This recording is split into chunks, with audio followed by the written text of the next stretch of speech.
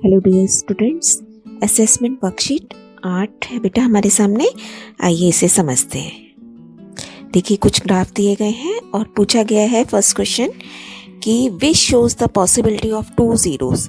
इन graphs में से कहाँ आपको 2 जीरोस की पॉसिबिलिटी दिखाई दे रही है। तो देखिए बहुत क्लियर है आपको ग्राफ से किस में 2 जीरो हैं, जहाँ 2 जगह एक्स एक्सिस को कट करेगा। तो आंसर इज फर्स्ट। नेक्स्ट है the factors of the quadratic polynomial x square minus 2x minus 8 के फैक्टर्स या गुणनखंड क्या होंगे। तो बेटा एक तो हमारे को पता है आपको कि मिड टर्म स्प्लिट करके हम फैक्टर्स निकालते हैं, है ना। और देखिए जबकि हमारे पास ये चॉइसेस दी गई हैं तो हम यहाँ से डायरेक्ट अपना आंसर भी निकाल सकते हैं। तो क्या होना चाहिए, अगर आपका यहाँ कॉन्स्टेंट देखिए क्या है, 4 है घटा 4 और यहाँ पे 2 है, इन दोनों को आपस में गुणा करो, कितना आया घटा 8। तो देखिए ये घटा 8 आपका यहाँ पे मिलना चाहिए आपको। और अगर इसका बड़ी टर्म कौन सी है इन दोनों में से, 4 और 2 में से बड़ा कौन है 4, इसकी बड़ी टर्म के साथ साइन क्या है माइनस। और वो मैंने आपको हमेशा बताया है कि बड़ी टर्म का साइन जो यहाँ बी का साइन है वही होना चाहिए। तो यहाँ पे माइनस है, इसके साथ यहाँ पे भी माइनस है, इसका मतलब करेक्ट ऑप्शन हमारा ए है।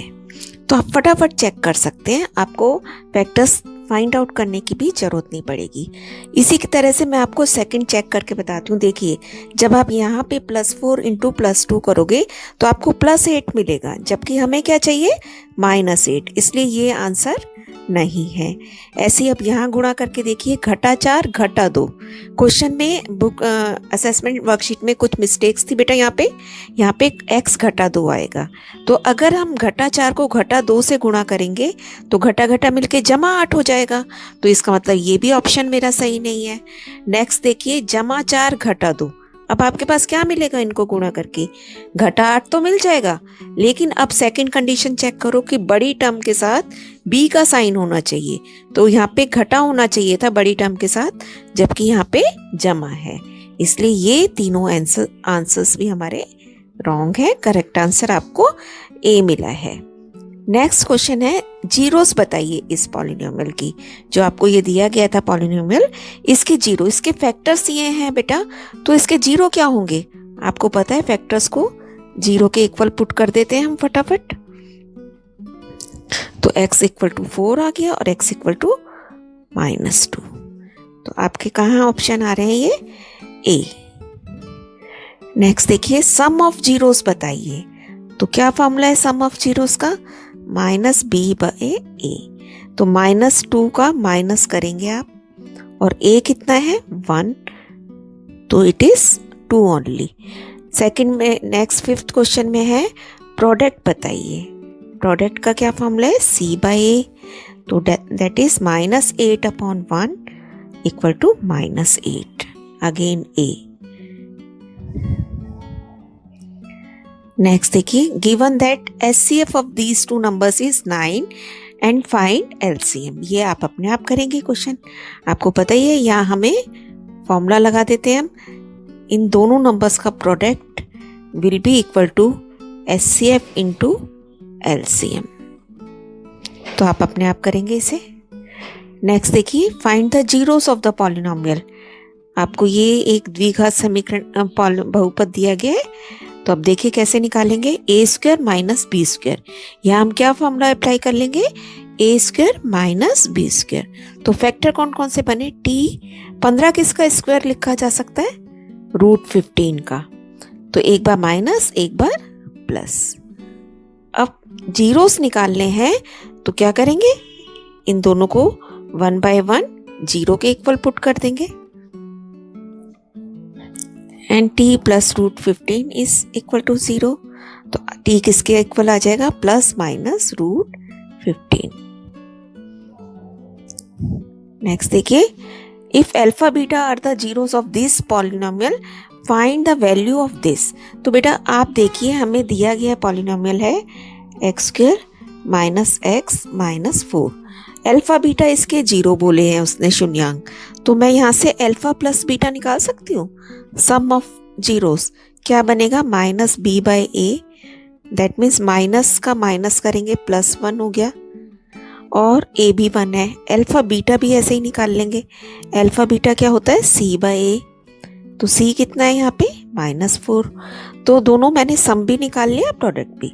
अब देखते हैं इसने हमसे क्या पूछा है। 1/अल्फा प्लस 1/बीटा माइनस अल्फा बीटा, ये हमें निकालना है। अब बेटा आप इन दोनों को सॉल्व कीजिए, एलसीएम लेना पड़ेगा।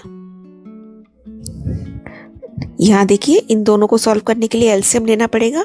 बीटा इधर चला गया और अल्फा इधर, तो यानी कि ऊपर हमारे पास क्या बन गया, beta plus alpha upon alpha beta. LCM लेने पर दोनों गुणा हो जाएंगे, माइनस अल्फा बीटा अलग से ही। अब इन सारे नंबर्स की आप वैल्यूज रख दीजिए। अल्फा प्लस बीटा आप निकाल चुके हैं 1, alpha beta is -4 and minus alpha beta भी हमें पता चल गया है ना, सबकी वैल्यू हमारे पास आ गई है। और जब यहाँ पे -4 रखेंगे, देखिए फाइनली मेरे को क्या लिखना पड़ेगा, -1/4, इसका माइनस ऊपर चला गया एंड +4। एलसीएम लेंगे अगेन आप, तो मेरे पास आ गया 15/4। This is our answer. Next देखिए, प्राइम फैक्टर कीजिए 3825 के अभाज्य गुणनखंड, वो भी आप अपने आप करेंगे। नेक्स्ट है अल्फा बीटा अगर इसके जीरोस हैं इस बहुपद के, तो बताइए ये स्टेटमेंट इसके इक्वल है। इट इज इक्वल है बेटा, ये इक्वल का साइन दिया गया है, क्वेश्चन में थोड़ी सी मिस्टेक्स हैं। तो अब हम देखते हैं पहले हमारे पास है क्या चीज़, कहाँ से स्टार्ट करना है क्वेश्चन। आपको बहुपद दिया गया x² - p x + 1 - c, इसे सॉल्व करते हैं बेटा। This is equal to x² - px - p - c, है ना। अब अल्फा बीटा इसके जीरो हैं, तो सम ऑफ रूट्स क्या निकल गया, अल्फा प्लस बीटा -b/a क्या बनेगा, b क्या होता है, जो x का गुणांक है, यानी कि माइनस p। एक माइनस तो हमने लगाना है और a कितना है 1, तो ये कितना रह गया p खाली। अब अल्फा बीटा निकालेंगे। अल्फा बीटा क्या होता है, कांस्टेंट टर्म जो आपकी x के बिना, तो यहाँ पे कांस्टेंट क्या है, पूरा ये टर्म, तो हम इसे यहाँ लिख देंगे -p - c। अब देखिए आगे p की वैल्यू वो कह रहा है क्वेश्चन में, p = 1, c = 5, तो इसका मतलब जो इनका सम है वो 1 है। और जब यहाँ पे हम वैल्यू रखेंगे -p - 5, तो ये कितना बन गया -6। ठीक है, यहाँ तक करने के बाद अब हम इसको सॉल्व करेंगे जो उसने हमसे क्वेश्चन पूछा है। This is alpha + 1 beta + 1 = 1 - c। इसे सॉल्व करेंगे तो आप देखिए अल्फा बीटा गुणा करके अल्फा प्लस बीटा +1 आएगा इधर, और 1 - c। अब देखिए अल्फा बीटा आपने कितना निकाला है -6, अल्फा प्लस बीटा हमने कितना निकाला था 1, और +1 यहाँ से आ गया बेटा। अब 1 - c की वैल्यू इस तरफ रखेंगे, c कितना है 5। देखिए इस तरफ सॉल्व किया आपने -4, और इधर भी क्या आ रहा है -4, तो हो गया ना वेरीफाई। हमें इसने शो करने के लिए दिया था कि बताइए ये इसके इक्वल है, that means the statement is correct and this is verified. तो बेटा आप देखिए हमें कहाँ कहाँ से किस किस तरीके के क्वेश्चन आ सकते हैं। प्रैक्टिस कीजिए, keep on learning, all the best.